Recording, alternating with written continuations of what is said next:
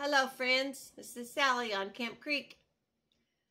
Talking about yarn today and yarny things and crochet and knitting and yarny things. I made a video the other day, but it was kind of quick because I kept getting phone calls. And so since I used my phone, that's kind of an issue. Anyhow, so I think everybody in my world is busy right at this moment, so I can finish my thoughts, okay? Yes, this is Sally on Camp Creek, crafting. Actually, today I'm working on Parker's blanket. She's almost done. I told you I would have it done before I got on here again, but I have worked on it. Yes, I have, but it's not done. I got too hot the other day, and I've just kind of been laying around the last couple of days and just feeling like I got too hot. When I was a little girl, I got hot. We lived in the desert, and I fell asleep in the pickup while my dad was hunting on fishing on the ditch bank. And it was a whole story. I caught a turtle, and he laughed at me because I ran from it, and it made me mad. And I went and got in the pickup, and I fell asleep, and I got too hot. And when I got home, I don't even remember going home.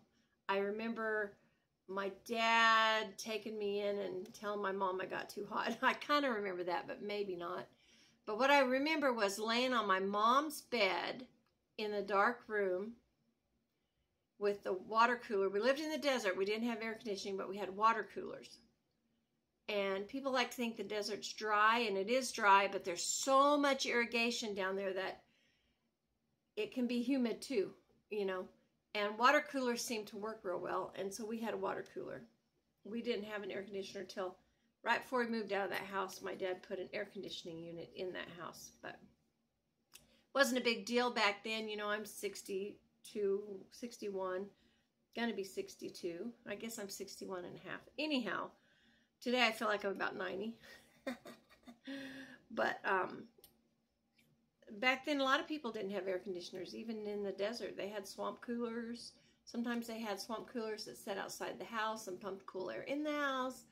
And then they had units that they stuck in the windows, and we wet the curtain. We wet a sheet down and put it over the curtain, open the window. We did all kinds of things, and we didn't know that wasn't normal. But, yeah, our air conditioner in our car had a control. Every door had its own air vent. You just rolled it up or you rolled it down. And if it was hot and you were sweaty, it worked real well. Anyway, I got too hot. And I think I laid in bed for days. And I just remember my mom making me drink. And I believe she made me drink broth. And I really didn't like hot things at the time. But I remember drinking broth, and I remember being so sick, and I remember having a fever and throwing up. And I remember a discussion of, well, should we take her to the doctor? But we didn't go to the doctor because the doctors cost money. My dad's theory was if you cut yourself real bad, you could go to the doctor if you couldn't stop the bleeding over a period of time. And that's when we went to the doctor. Or if you quit breathing, you could go to the doctor, So I was still breathing and I wasn't bleeding. So I stayed home and they just iced me down and I got better. But ever since then, when I get hot, I would get a rash. I would get, like today. See, I'm red anyway, but I'm real red today. And my skin would itch and feel tight. And I had a doctor tell me one time when I was pregnant, and it was hot. And I had that rash. He said, well, you're allergic to the sun. You have heat sensitivity. I'm like, well, that's interesting. So, and that's still the case. If I get hot, I will turn red and my skin will welt up, and it'll kind of itch. So, I told you that for a reason. What was the reason? Oh, yeah. So, I've just been sitting around the last couple of days, and I've done my housework, and I've watered and fed the chickens, and I went and did a little bit of work at the church, very little, and I moved some stuff from one cabinet to another. And I just haven't been worth nothing. I just haven't been worth nothing. But I have done a little bit of work on this blanket for Parker. And it's getting there. But I thought since I haven't been good for anything, I would talk about my granny squares. Because I told you, I just took a notion to make granny squares while I was sitting around not feeling so hot.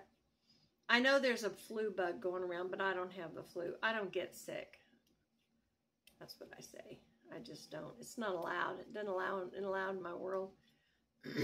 So whatever. I've just been laying around. Also, school started, and so there's been a lot of activities, and I haven't got to bed when I should, and I've gotten up earlier than I should. And yeah. So I'm probably just mostly tired. But because of that, I have just been worthless, except I wanted to make granny squares. Okay, so I've made some. And I put some of the dark on the back. So this one is completed.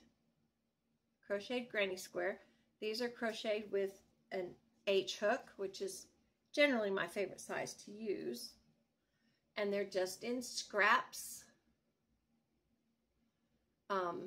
Or not necessarily scraps, but some of it's scraps from other things I've made down through the years. I like this one. It's got brown in it, but I like it. I normally don't put brown black together, but these are all the ready for the black. They're kind of pretty. I love these colors. This is my favorite color combination right here. And I like this one. Can you tell that I like green and burgundy colors? So, I like this one too. It's looking tan, but it's pink. Yeah, there you go. Anyway, I've got, I don't know, 3, 4, 5, 6, 7, 8, 9, 10, 11, 12, 13, 14, 15, 17 done. And, you know, there's always the debate, how we're going to put them together. And I don't know what this is for. I want an Afghan for my living room. And I've got these same colors in my living room, except more rusty-ish. My couch pillows are a little rusty. I bought it. Look, my daughter found it on sale somewhere. And it was cheap. And it's pretty comfortable. And it'll last a while until the grandkids jump up and down on it enough and break the springs. And in which case, I don't know, I'll find another one in a garage sale. Look, a little iced coffee there. I know, coffee is like tea. I should drink more water, and I have been drinking water. I know that's a little dehydrating, but it just tastes so good, so I'm drinking it. So I think that I will do the invisible stitch in black, in which case I will have to wait till the weather's cooler and sit out in the sunshine to do it, because I can't see it good enough to do it in the house, even with a light. But I can see it in the sunshine. And I have also thought about the various different ways that you can make a join that adds a row. But I really want it pretty traditional. And so I will probably slip stitch it together in that invisible stitch, where you take the top of each block and you whip stitch it. Done it different ways. There was a way I used to crochet them together that made a kind of a zigzag. But I've tried it and I can't remember how I did it, and I've tried to look it up. It was just something my mom did. And I don't remember how I did it, just to be honest. I do not remember how we did that. And maybe my memory's not catching it right. And maybe it looked different than I think. Because when I do it, it does not look like that. It doesn't lay like I think it should. Like I remember it laying. And there was one where you did a double crochet and you caught a stitch, and a double crochet and you caught a stitch. And so it was like a ladder in between of double crochets. And, but when I do that, it does not look like I remember it used to look either. So, also, I don't want that many holes. I want it to be a little more solid than that. I don't want anyone griping that when they cover up with the Afghan, their toes are sticking through, and that's something people complain about at my house. I know other people call that a toe handle. So their Afghan can't fall off of them when they go to sleep on the couch because they got their toes in the toe handles. Well, my bunch would say, I don't like that. My toes get stuck. So anyway, so I have a box of various different yarns that I have balled up. Okay, so like Juan, I don't remember his channel. Juan Loves Yarn or Juan something. Nice guy. He was balling up, you know, doing one of those cake makers, ball winder, for all of his balls, and I really wanted to do that. So I got my ball winder out and I hooked it up, and every time I get so far down, it would get tangled in the apparatus. So this is what my ball winder ended up looking like, and I have wound up quite a few. And what I've got in here are red heart ombre, and a little bit of I Love This Yarn. I used to have a huge scrap collection of I Love This Yarn because I had mine and my sister's, and I made, oh my goodness, maybe 100 granny squares that were the big ones, like they were 10 inches, I think. I was making a big blanket for my bed. And at the same time, I was making a wool one. And the wool ones were about 13 inches when they were done. My idea was to felt those and put them together. Well, I did that, but then I realized once I put them together, and because I wanted something I could wash. I wanted something we could take camping. So it's going to have to be able to be laundered. So I felted it, and it felted so nice. It was fisherman's wool and Patton's wool. And I bought a bunch of fisherman's wool on clearance. My daughter found it like at a Walgreens or some store like that. It wasn't Walmart. I can't remember. It was an odd store. It was an odd place for it. I said Walgreens, but it must have been like Walls. It couldn't have been Walgreens. Anyway, she bought all this yarn when she was like in college. And they were, it was when Lion Brand went from the huge skein of fisherman's wool. You know, it used to be like 16 ounces or something. And they made their skeins smaller. So they sold all of that and cheap. Like she got it for $1.98 a skein. And even then it was expensive. That was my introduction into fisherman's wool.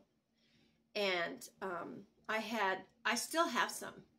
I still have some in a thing over there. And I made all kinds of stuff. I made balaclavas or balaclavas. I know one is a dessert and one is a hat. I know that, but I can't tell you which is which. I made a bunch of them and I felted them.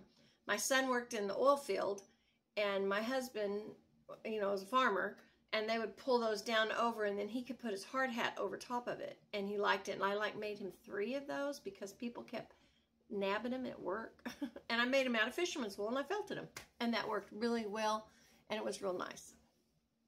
Anyway, the other day he mentioned to me just casually that he doesn't have one anymore because someone got off with the last one before he quit that job. So I'm probably going to have to make him one. Him and my son-in-law, that may be what they get for Christmas this year. I think I made my son-in-law one. It was gigantic. So it might have been a bit useless. I don't know. But anyway, do you see the alien whirling over my head? That's the ceiling fan. It's really not my halo or aliens or anything. Anyway, so I made those granny squares with that, and I put them together. Well, the problem was I felted them and put them together. Well, then the stitching between was not felted. So I used some acrylic, and then it didn't wash up nicely either. But it was okay. I used some regular wool and put them together, and then it was a little puckery, but it was stretch outable. It was okay. But anyway, I made it, and that thing was so big and so heavy that my husband said it was useless because it was too heavy and it was too warm, if that makes any sense. It was way too warm, and it never got used. So I cut it up, and I did other things with it. After he passed away, I cut it up, and I made some rugs out of it, which were fine, but then they were kind of a trip hazard. Anyway, long story short, I ended up throwing most of that away. I still have a few of those blocks. I did keep some for hot pads, And they're great for that. And I gave a lot of them away for hot pads. My response from people was, it's kind of hairy for my table, for my dinner table, which it's wool, so it was a little fuzzy. Other people were like, that's the best thing you ever made for me. The fuzziness doesn't bother me at all. So, there was that. But they made beautiful felted granny squares because I used all the reds and browns and the cream, the tan, you know, the oatmeal color. Put them all together. It would have made an amazing wool coat. What I can't believe is that I did not make a wool coat out of that. I can't believe I didn't. It would have been amazing. But, you know, 4 or 5 years ago, people weren't wearing a crocheted style coat. That, you know, I'd have just been before my time. And somebody would have thought it looked funny. So I didn't think about it. So it went away. But I was thinking about that, and it got me thinking. It got me remembering something. As I was listening to this lady talk about the tools that you need and you don't need to do knitting. She was talking about knitting, I think, mostly. And I thought, you know, what she says is so true. This is the same for quilting. We've talked about this before. In the quilting world, because my mom used to like to quilt, but they do hickeyed us clear out of the quilting hobby. You know, they nickeled and dimed us, and they do hickeyed us, because when my mom quilted, this is how we quilted. Okay, I have these nice shirts. I don't wear them anymore for reason A, B, or C. Let's cut them up and put them in our quilt scraps. And so we'd save the buttons. I got a button box. I got my sister who passed away. I got her button box. You know, that's what you did. And then you had a square or a circle or a piece or whatever that you had cut out of a cardboard box or the back of a color book. You know, when color books had a stiff cover. Those were great for, because they're thin. For a square, and you made whatever you either used. Sometimes you used a dinner plate to get a circle, you know, and you cut it out with a pair of scissors. We didn't have rollers and mats and big fancy Olga rulers or whatever they are. And all that stuff is great and fine, but it's also all pricey. And you had one pair of scissors that you guarded with your life, and if your kids ever touched them, you threatened them, and you made them go stand out under a tree and pull weeds all afternoon. God forbid, literally, that you should catch them cutting paper with your fabric scissors. That was paramount to, I don't know, something bad. Anyway, and that's how we did it. And we made pretty quilts. And sometimes the squares, the blocks weren't perfect because you'd nip off a little bit of your color book you know, cover that you had cut out with your ruler. If you're lucky, if you had a ruler, you might have had to just use a straight edge of something. Didn't matter as long as they were all the same size, right? And you cut it out. And if you couldn't get your piece on the bias, you just, because, you know, it was a sleeve and there wasn't room, you just, you know, jiggered it around till you could get it, you know, yeah, till you could get it where you wanted. You just, you know, messed with it, fiddled with it. Jerry-rigged it, whatever that word means, I don't know. You moved it around in an imperfect way to get the result as best as you could. Something like that. And you didn't care if it was on the bias, because after all, it was a piece this big. It was going in a quilt, and you were going to stitch on top of it. It didn't matter. And it was going to pucker when you washed it, right? That's what we did. And then we discovered quilt shops. Well, you go into a quilt shop and they have all this expensive fabric, and you buy a little bit. You go to get needles, and they have these fancy needles. Oh, these will make your hand quilting so much better. So you buy the needles. Pretty soon you feel like you can't use the needles from the dollar store because they're not the same. And they're not the same. And before long, you can't afford to quilt because it's too expensive. Well, that's because you decided it was too expensive, and it became like a snob art. And then we began to see quilts everywhere, and quilt shows that weren't like the ones we went to in someone's church basement. These were like, you bought a ticket to this quilt show, and you're looking at a quilt, and you're like, oh, I wonder how much that quilt cost them to make. Oh, it probably cost $150 even then to buy the fabric to make the quilt. Yeah. When we were doing it, the old ladies, mostly the old ladies, all got together. They stretched out in someone's living room. You couldn't get around the room. You had to squish through, you know. They stretched it out, and we all sat down, and everybody quilted. And if your quilting was nice, that's great. And if your quilting wasn't, that's okay. And if it was really bad, Sister Eva would wait till you left, and she'd pick your stitches out and make them pretty. And you'd come back, and you'd think, well, I did a better job than I thought. It was because she fixed it. Yeah, this is something I know. And she was just so excited that you wanted to do this, that she did not mind doing that. And then when we were done, we'd put it up against the wall. You wanted to get enough quilting done that you could turn it a roll so that it would fit up against the wall, right? That's how we did it. And we did buy quilting thread, but sometimes we didn't have quilting thread. We just used sewing machine thread. But we always tried to buy good quilting thread. That was one thing you needed that was good, right? As far as wax goes, we didn't wax. Sister Eva taught me. You got hair. Most of those ladies had some hair. Maybe it was long, but most of them had some hair. They would take their needle and run it through their hair. Run it through their hair. Run that needle and that thread right through their hair. Get that hair oil. That greasy, dirty hair oil on that thread so it would go through better. And we did it. And it does work. Try it. Put your needle through your hair sometime. Anyway, and it was a lot of fun. Well, then it got fancy and it got hard to attain. And we just didn't feel like we could do it anymore. And we didn't do it anymore. Because what do you do with all these quilts? You give them away. Okay? So you're generally giving them to grandchildren, nieces, nephews, people who don't make their own. And at one point, everybody who don't make their own thinks your quilts are amazing because they really haven't been exposed to the big city quilts or the fancy quilts or the Branson quilts or whatever you want to call them. Then they start to notice them. They start to see them. Quilts start getting popular. People start paying money for them. All of a sudden, your quilt made from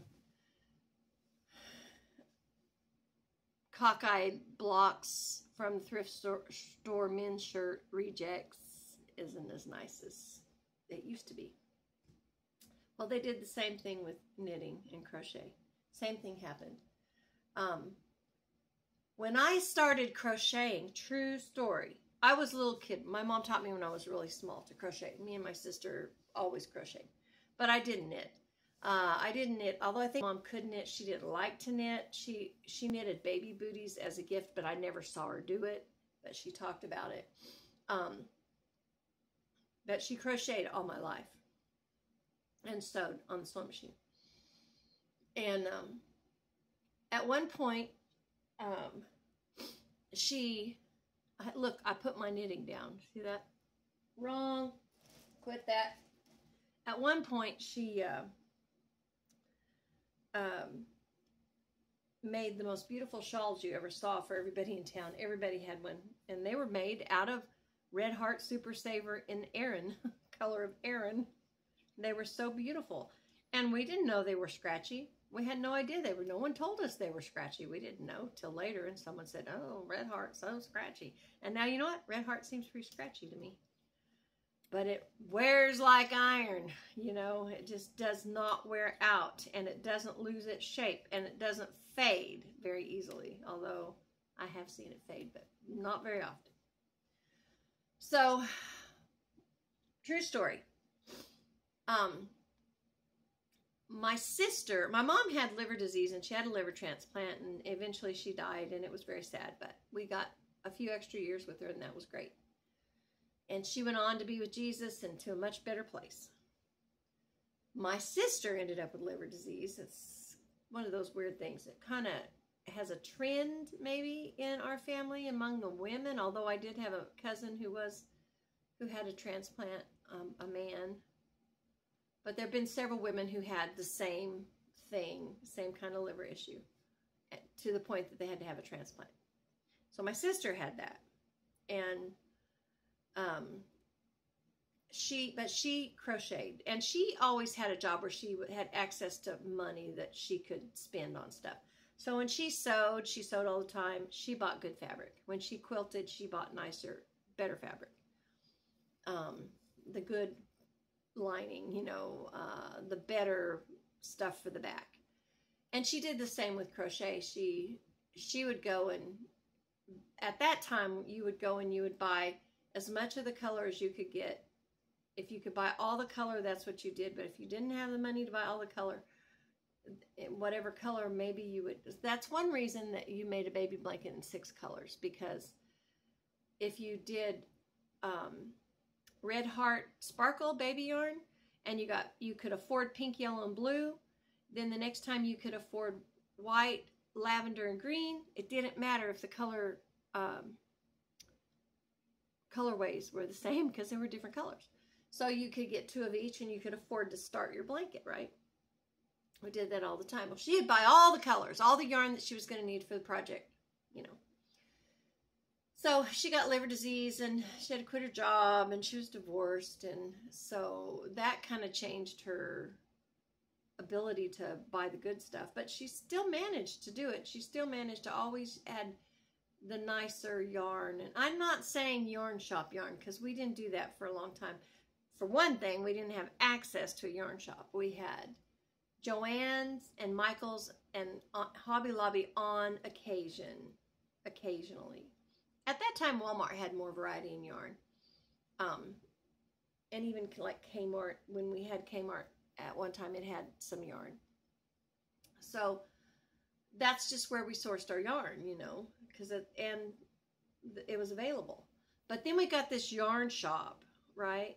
And so then we started buying some nicer yarn, and the lady was real sweet, and we kind of got to know her, and it was really nice. And consequently, it shut down. You know, Oklahoma is like that. You know, we have booms and we have busts. So we have booms and we have busts. You'll go through and you'll see all these gift shops pop up. Like in our little bitty town, we had like 3 gift shop places, 2 or 3, I think 3, which is amazing. But it was boom. Everybody was working in the oil field. Everybody had money, extra money. Everybody still lived in a trailer house, but they all drove a new pickup, you know? Or maybe they lived in an old farmhouse. But they all had a big old diamond ring when they got married, most of us. But, so yarn shops weren't a thing. But then it was boomy time, so all these yarn shops popped up, and we actually had one in our area. It was a lot of fun. We bought a lot of stuff, and then we kind of got into the yarn snob thing. And I always said I wouldn't be a yarn snob, but I realized some of this yarn is nicer to work with, actually, than that other stuff. But, so during this time, it's a long story, I know. During this time, we found this yarn shop in Oklahoma City when we were going to the doctor. I was taking my sister to the doctor. And my daughter would drive us around because she lives up there. And we found this yarn shop. And we went in. It was so much fun. And, of course, there was never crochet in these yarn shops. It was all knitting shops. Totally knitting at this time. I can know some of you won't believe this, but this is a true story. And that was weird to me because Walmart had crochet hooks and stuff. Crochet World magazine. Crochet World magazine was like $1.99, but the knit magazine was like $6.50. You know, that should have been a clue at the time. So knitting became kind of snooty, and crochet was kind of granny. And so we went into this yarn shop, and neither one of us knitted at the time, but we crocheted. And a priest came in, tall, very nice looking young man. I say young, he was probably 40, but he was, you know, had the thing. He looked like a priest. I don't know, the lady called him father or something. He came in, and we were looking and we were shopping. Now my sister, she was always a little bit mouthy. She was one of those people. She was a OB, labor and delivery nurse, and she did not mind telling you not to push. Okay, you know what I mean. She was that way everywhere. She's the sweetest person ever, but she would. And if she got irritated with you and she wasn't in a position where she could tell you what she thought, she would go. her famous eye roll. Yes, so we're looking and we're shopping. Plus, she's got a liver problem, so her ammonia might have been a little bit higher, which kind of makes your tongue a little bit freer, you know. Although I don't think she needed any of that. She could just tell you what she thought regardless. And I really wish I had a little more of that in me, but I just don't. So I tend to just go, oh, okay, and, you know, steal my purse and my wallet, take my car. Oh, yeah, that's great. Just because I don't like confrontation. Okay, so we're looking. In comes this priest. And he was noticeably, like he was tall. You know, a bunch of fat women in this yarn shop. He was tall and nice looking, and he's dressed like a priest. He comes in. And the lady behind the counter says, oh, Father so-and-so, how are you? With her long nails and her red lipstick. And she just looked very, very, very city. Very city. Whereas we kind of looked just like this. I'm sure they were wondering how they could get us out of their store. But he says, I've come, and he looks around and he goes, I need a crochet hook. And she went, don't even say such a thing in here. Oh, we do not carry crochet products. And he said, oh, no, you misunderstand. I'm making a sweater for that charity auction, and a cabled sweater, and I keep dropping stitches, and I need a crochet hook to retrieve my knitting stitches. Oh, but she says, we don't have such a thing. Well, that's silly, because they have a tool that looks like a crochet hook with a knitting needle hook on the bottom. I have a bunch of them. Maybe they didn't have them then. I got no idea. But he left there without his crochet hook. Well, someone who was there said, I have one. But then they went on and proceeded to badmouth crocheters, and they talked about, you know, those people who crochet, they buy their yarn at Walmart. And I'm like, oh yeah, what's wrong with that?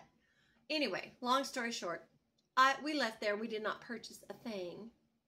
And my sister said something to him too. She said, we're leaving. We crochet or something like that. And we left. We didn't buy anything. And the funny thing was is she had about $60 to $100 she was going to spend on yarn, which was more then than it is now. Anyhow, well, that was interesting. So then I began to notice, okay, in an airport, beautiful lady with long heels, knitting lace.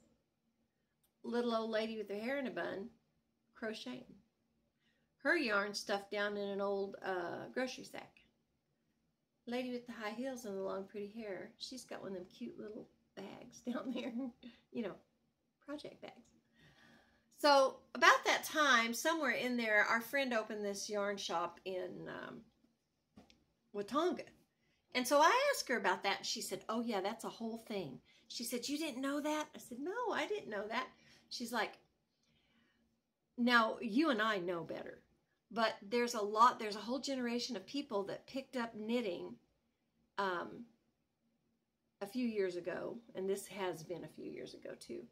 And they kind of made it a bougie thing, a bougie, you know, yuppie, which I don't think that's even a word, but that kind of a thing. And so, and crochet is what grannies do. Grannies crochet. Grannies wear crochet. Knitters, the young, hip, whatever word you want. I don't know what the word is, but, you know, snooty is what I say. They wear knitting. You know, and they knit, they're knitters. And she's like, it's a whole thing. But she said, take heart, because crocheting is coming back. In a few years, she said, she went to all these woolly things. She said, they're talking about it, how crochet is making a comeback and it's going to be cool again. So I crocheted when crochet wasn't cool. I just want to say that right up front.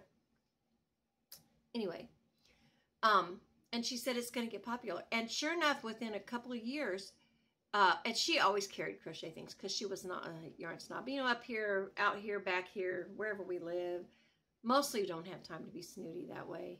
You know, we just have to get along because we might have a fire that takes out the whole county, or a tornado might come through. And for sure there's going to be a drought, and I guarantee you there'll be some kind of a flood, and we need each other. So generally speaking, people who come here that are snooty, they either don't stay long or they don't stay snooty. There's a few, but mostly people aren't that way. I think that's kind of an attitude people get when they can afford to get it, and out here we can't afford it. So everybody just gets along. And we did in this yarn shop. And people came and they crocheted. Some people, we didn't knit at all. We crocheted, and we came and we'd sit in a circle with the knitters and me and my sister and the other old lady who didn't know how to knit. And she crocheted. And yeah, we brought yarn from Walmart to do it. But we bought yarn at her yarn shop too. And we learned a lot. We learned so much. You know, I didn't know that you could go get more yardage in a project that you knit than you can crochet. Crochet makes a knot in each thing makes a knot, so it takes more yarn. One time I crocheted a pair of socks because I was bound and determined I was going to make socks, and I could not learn to knit. So I crocheted socks, and my friend said, that's all well and good, but just know some people get nauseated when they wear crocheted socks. They don't get nauseated when they wear knitted socks. And I thought, you goofball, that's the dumbest thing I ever heard. And I wore my crocheted socks to my 12-hour shift, night shift at the nursing home. And I was fine when I got there. About 2 hours later, I just got to feeling worse and worse and worse. Now, you know, in a nursing home, you're running up and down, up and down. You know, like 7 miles, I think, was what we they bought us them little things to track our steps, and I think one night, on an average night, we tracked 7 miles, and we decided we weren't wearing those anymore because it just made your feet hurt. Just knowing. So we quit wearing them. But 7 miles, yeah. And I remember Donna telling me that, so I took my socks off, and I got to feeling better. So I researched it. It's all those pressure points on your feet, you know, and sometimes it's like an overstimulation of your pressure points because every stitch in crochet is a knot. So, and once you know that, then you wear your crocheted socks, and if they bother you, you just don't worry that you have shinamagitis. Shinamagitis, that's what my husband used to say when you're sick and you don't know what's wrong with you. He'd say, oh, you just have shinamagitis. I don't know. So you don't worry about some weird disease. You just go, oh, yeah, it's those socks. I got to take those socks off. And you take them off and you feel better. Get you a Dr. Pepper, maybe a bag of Cheetos, and life is good. Anyway, I'm so thankful that crochet is cool again, though. And now they have fancy and expensive crochet projects. First time I ever saw a furls hook, I fell off of my chair. I mean, maybe just in my mind. But I was appalled. They were so expensive. So I began researching, and I discovered there's all kinds of crochet hooks that are so expensive. I mean, honestly. These have gone up. But you can still get them for $1.25.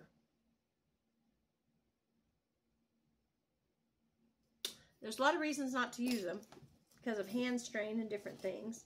These are a little more expensive. That's a Clover crochet hook, but they're not that much more expensive. One year I wanted to treat myself, and my husband said, you just need to buy yourself something, because we didn't generally buy gifts for Christmas and whatever. And so I bought myself some tulip crochet hooks, and they were real expensive, I thought.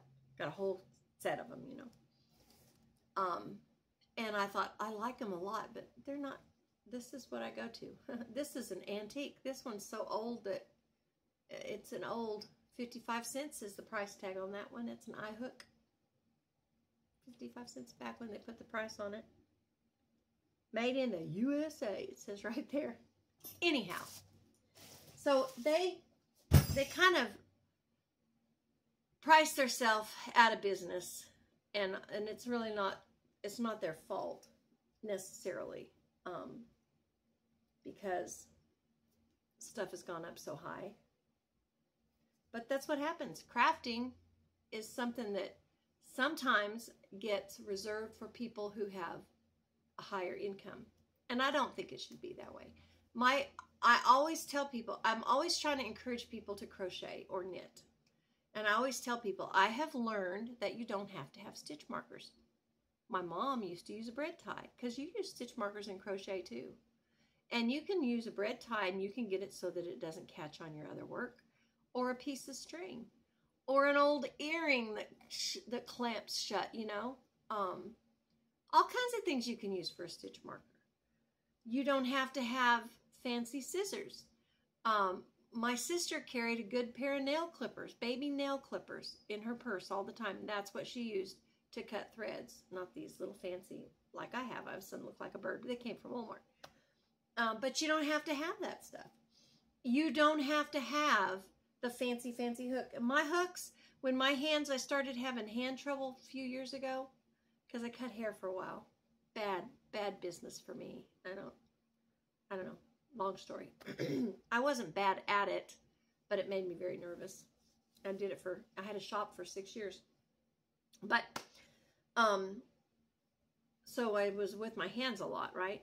So I would have some strain. So they said, oh, you need those big fancy hooks. So I think that's when I found the furls with the big handles. And I was like, you gotta be kidding. So expensive. What we did was we wrapped old yarn around them, or we put pencil grips on them.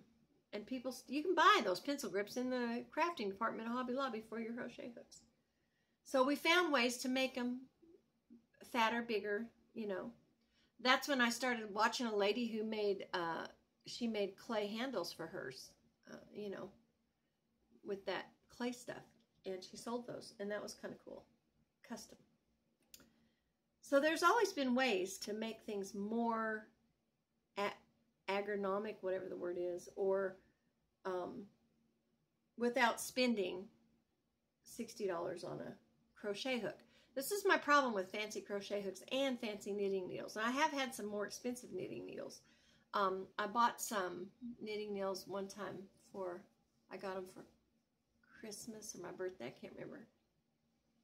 And Chow-Goo interchangeables, and I love those things.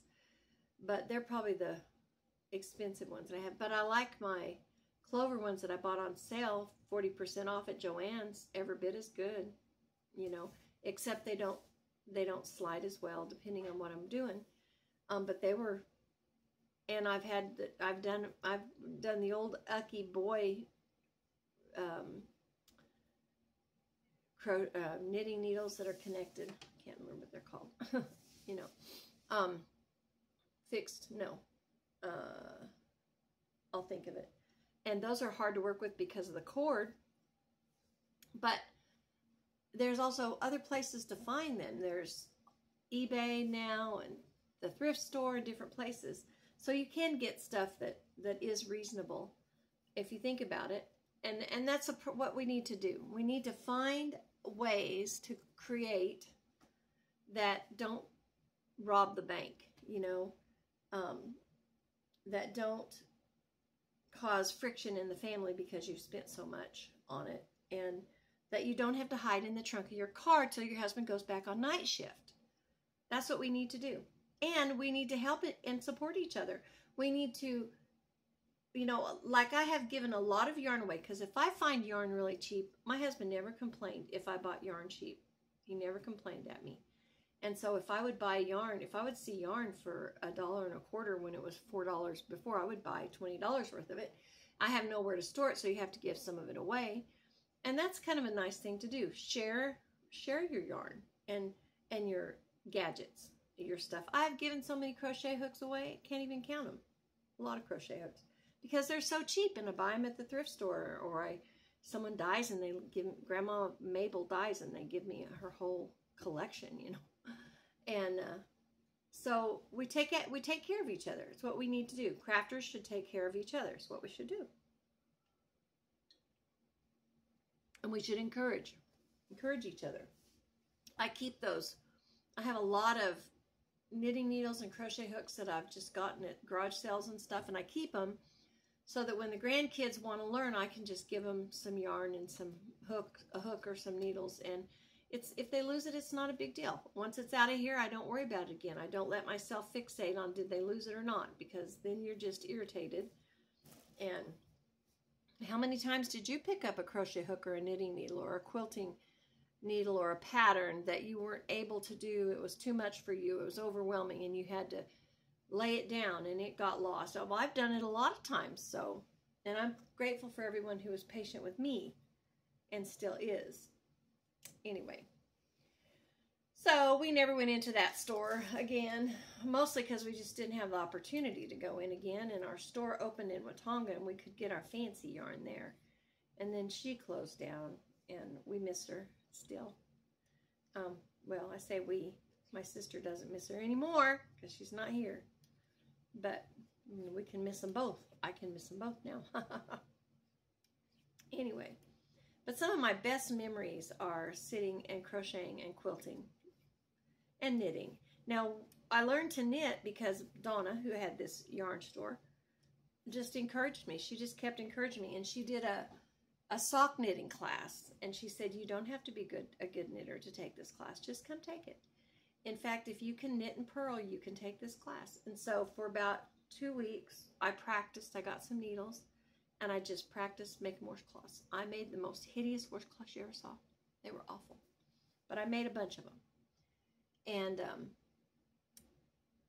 then I went, and my sister and we took the class, and I made one terrible looking sock. And my sister made a pair, but for some reason, hers wouldn't go on anybody's feet. I don't know. It wasn't that they were so small, but they were so tightly knit that they didn't stretch. But you know, and I think she might have made a couple other pair. But once I made that sock, I thought, I can do this. And then I started buying sock yarns. I have a whole bunch of it over there on sale. And I've made my husband socks. And he loved my homemade socks. He'd always brag on them. And he wasn't much of a bragger that way. But he would brag on my socks, and so I made him lots of socks. In fact, when he died, I had bought some fancy cashmere and mulberry, and this yarn was cashmere, mulberry, and